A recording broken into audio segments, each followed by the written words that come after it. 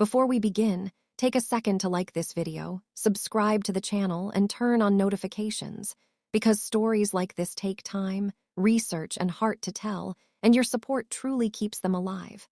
Now, let's talk about a man many thought they understood, but few ever really knew. At 40 years old, Heavy D Sparks finally stopped pretending that everything was fine. For years, fans watched him smile through explosions of horsepower, bigger builds, louder laughs, and increasingly extreme stunts. From the outside, it looked like success stacked on success.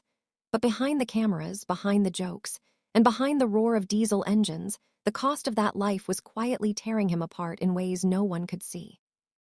Long before the fame, the lawsuits, and the TV cameras, he was just Dave Sparks, a curious kid from Leeton, Utah, who loved taking things apart more than playing with them. Engines fascinated him. Machines spoke to him. While other kids were focused on sports or video games, Dave was covered in grease, breaking down lawnmowers, dirt bikes, and anything mechanical he could find, just to understand how it worked. By high school, that curiosity had turned into obsession. He worked part-time in repair shops, packed his schedule with welding and fabrication classes, and spent every free moment learning how to shape metal into something functional and powerful. College came later, first Weber State, then Utah Valley University, but classrooms never felt right. The thrill of building with his hands was something textbooks couldn't replace. Walking away from college wasn't failure for Dave. It was commitment. He chose uncertainty over comfort, tools over lectures, and risk over routine. He didn't want an ordinary life. He wanted to build machines that demanded attention, machines that made people stop and stare.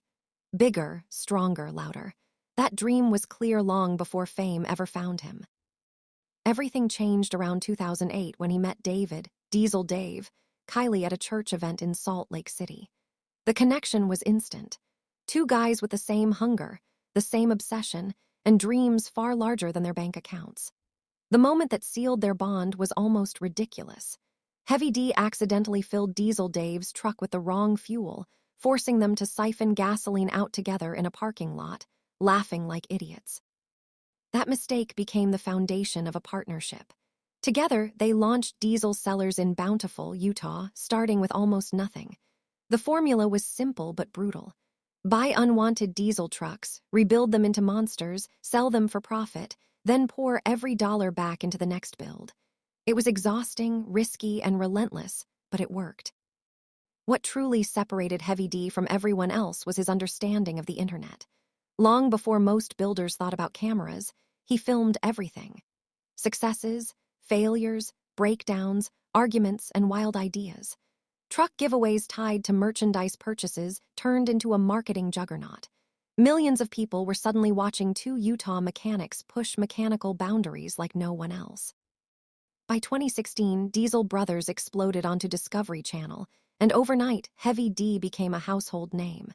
Fame arrived fast, and with it came money, pressure, expectations, and a version of himself the world demanded he maintain. Bigger builds, louder stunts, higher risks. The engines roared, but the cracks were already forming beneath the surface. That same year, the first real storm hit. Advocacy groups accused diesel sellers of violating the Clean Air Act by modifying trucks that disabled emission systems. What started as complaints turned into a full federal lawsuit. Heavy D insisted the trucks were for off-road use, but footage, social media posts, and highway driving clips were used against him. By 2017, the lawsuit was official. Federal attention followed. Years of legal battles drained energy, money, and peace of mind. When the ruling came in 2020, it wasn't just fines and injunctions. It was identity destruction. The man who built his brand on rebellious engineering was suddenly labeled a polluter, an environmental villain. The financial damage hurt, but the emotional impact was worse. The lawsuit stripped joy from the thing he once loved. Every build felt dangerous. Every decision felt watched. The fun was gone. And while the legal battle raged publicly, a quieter struggle unfolded privately. Fans began noticing changes. He looked thinner, more tired, less electric. Rumors spread about illness, stress, and burnout. Heavy D never confirmed anything, but the truth was simpler and heavier. Years of nonstop pressure, filming, business stress, and public judgment had worn him down to the bone. At the same time, Diesel Brothers began to fade. The pandemic disrupted production. Episodes slowed. By 2023, Heavy D and Diesel Dave ended the show on their own terms. To fans, it looked like walking away from success. To Heavy D, it was escaping a version of himself that no longer fit. Then came the shock.